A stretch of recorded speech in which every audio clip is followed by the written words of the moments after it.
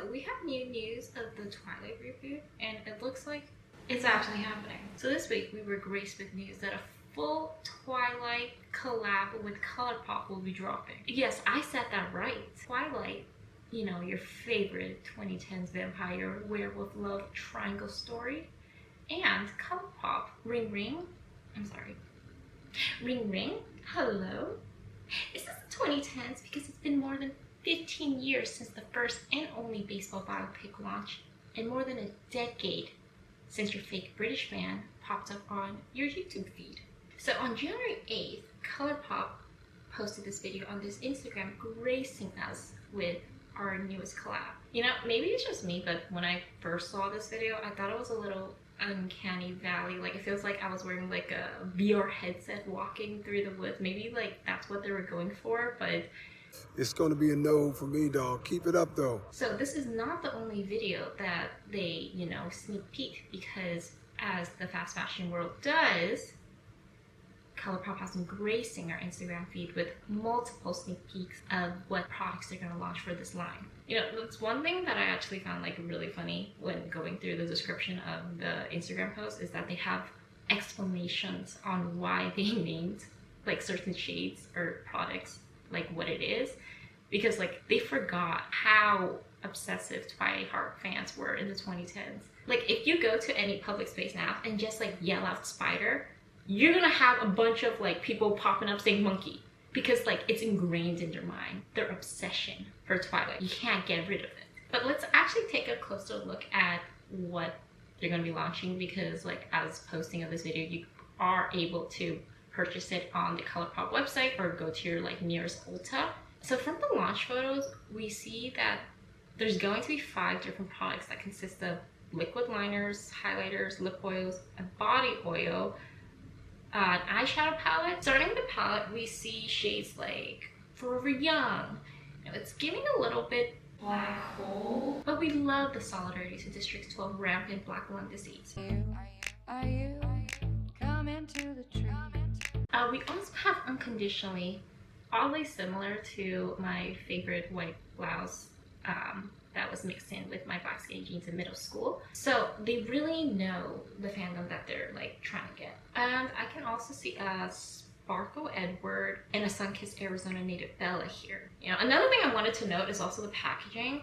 You know, I love how we have this 2012 Tumblr quote edit of Kristen Stewart looking at Edward, also with your favorite Bible reference. Because Stephanie with the E. Meyer always wants you to know this is unintentionally a Mormon forbidden love story. We also have the SOL Soul Shimmering Dry Body Oil, you know, which fits the branding. Something that I've been seeing in the comments of these Instagram posts and online, and also like personally, why they didn't call this is the skin of a killer. People were saying that it could be because like killer, when if you look it up on like Google, you're not gonna get like favorable results. But like they could have also used the famous acronym TikTok. Just saying. Okay, with this body oil and the eyeshadow, like the Edward eyeshadow, I think it would be really cool to see someone like full body, like head to toe with all of this. You might look like Lil Nas X. If you really wanna be the vampire, this might be it. This might be the final level cosplay you could achieve. Beautiful. This is the skin of a killer, Bella.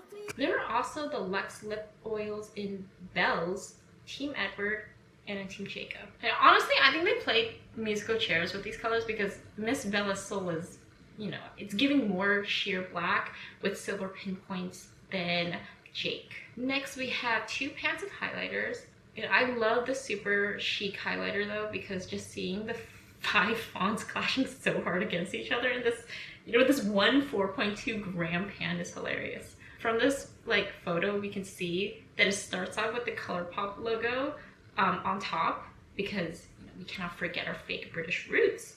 We also have the scripty scripts in the background right underneath it, like going all over. Then on the bottom, we have what looks like rounded semi-bold name of the highlighter. Okay, but underneath, this looks like Roboto, like bold condensed Roboto. So that's like 4 fonts so far. And we cannot forget the anti-prom prom queen Twilight here, because Slay, let's not forget whose 2010s IP we're rooting for. You know, not Harry Potter silly, or, you know, nerdy Percy Jackson and Olympians. No. Duh. Okay, and last but not least, there's the graphics ink liner. Again, with the scripty scripts on top, because we have to, you know, represent all our, you know, romantics out there. And there's, of course, the Twilight Colourpop logo on the bottom. Okay, this is a little different, is that they have the Collins family crest that I've never seen before. Okay, I looked it up, and apparently this family crest is like the Collins family crest that all Cullens like wear throughout the film. Like, it's not in the book, it's in the film, but like, I have -6 in both of my eyes. How am I supposed to tell like what this is and like what it represents with these frames? Like, is it just me? But I wanted to bring up why this is a little bit weird that they're having this collab for the one and only baseball biopic of all time with Colourpop, because again, what I said earlier in the video, it's been 15 years since the last movie came out. But I think, and this is what other people have said online, that the reason why they're doing this is first, of course, nostalgia bait, but also it's kind of like ramping up the public to think about Twilight again. It's been released that they're actually thinking about making a Twilight reboot. We don't really know for sure what type of reboot it is. From this article right here, they don't really know. But also in the article, it also says that this could be like a direct reboot from the novel, like what they did with the previous franchise. Or it could also be like taking the other bits and pieces of the source material and like turning into a new story, which I think would be more interesting. Now, I personally would like the latter of the two, because there are books during like the middle of the Twilight craze and also like after all of that happened that haven't been explored. There is the short second life of Bree Tanner. Bree Tanner was like a minor character in the 3rd movie, Eclipse, and also the 3rd book, of course. I know a lot of the Twilight fans were really like pushing for like kind of a spin-off series with her because of this book, and it was actually pretty well received. I don't know if they're gonna do this, because the actress that played Bree Tanner, that was almost 10 years ago, so I don't know if they can like use her. Maybe they do a recast, I'm not really sure, but it looks like it would be one movie or a, you know, mini series, because again, this was a novella and the book literally is called The Short Second Life of Bree Tanner. Another thing we could do is look at Midnight Sun and try to turn that into a movie or like a series. Midnight Sun was a book that is a retelling of Twilight, but in Edward's perspective. So, you know, it's a little bit the same, but also like different at the same time. Different enough that, you know, it could constitute a new, you know, media film TV series of sorts. And one that I'm actually really rooting for though is Life and Death, which Stephanie with E. Meyer published as a gift to the Twihards. And it was published 20 years after the book release. Basically what it is a gender bend of the whole story. Because why not at this point? So we have, instead of Edward Cullen, we have Edith Cullen. Instead of Bella Swan, we have Beau Swan. Jacob Black turns into Julie Black and of the sorts. And you can see the other names here. One thing from this Wikipedia article though is they didn't gender bend Charlie, which is Bella Swan's dad. See it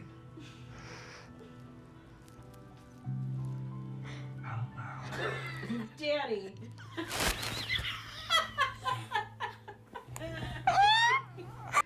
Like, if they're gonna gender like swap all the other characters, why didn't they also do Charlie?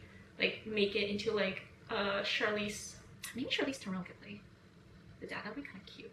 I don't really know how this is all gonna work out though, because if you ask me, and most like 90% of all like Twilight fans, I'm pretty sure, this is just an estimate, if you ask them what do you think of Twilight, they're gonna be thinking Robert Pattinson, Kristen Stewart, Taylor Lautner. Also, I don't know if y'all like caught this amidst all the like Oppenheimer craze of last summer, but there was a big thing, or I guess like a small thing that was on the internet that said that, guys, did you know that it's pronounced Taylor Lautner and not Taylor Lautner, as like everyone has been saying for the past 15-20 years? It is technically Lautner. So you can see like all the interviews, he's always like called himself Taylor Lautner.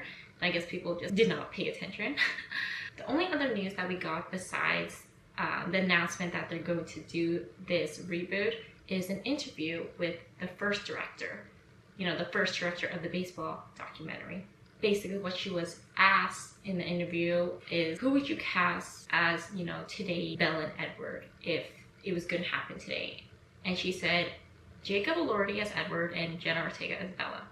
For me personally, I don't know how I feel about that casting choice though, because if they actually casted Jenna Ortega as Kristen Stewart's character, Bella Swan, I would feel a little bit weird. Like, it would be a little bit weird to see her play this iconic character, because all I can see her now is the iconic Wednesday. Like, I can't even watch Second Middle now, because all I'm seeing is just like, where are your braids? Excuse me? Like, I know this was created before the Wednesday craze, but like still, I don't think I could ever watch it the same way again. But that's the video so far. That's all we're getting. Little sneak peeks here and there, here and there. If, you know, the new director of the Twilight films wants to, you know, ask me about opinions on what they should reboot, you can watch my video and take it. I will allow that. Also, I would be down to play a vampire. So if you want to like cast me in any characters, specifically vampires, my contact is down below. I already got the like pale ass skin for that too. Not so pale. So, you know, save the makeup budget on that. You know, I'm helping you be economical here. It's only the best choice. But thank you so much for getting to this part of the video. Thank you to the 2 people who actually got through this. Myself, because I'm editing this, and the 1 person that I'm making watch this. Really appreciate your time. See you in the next one.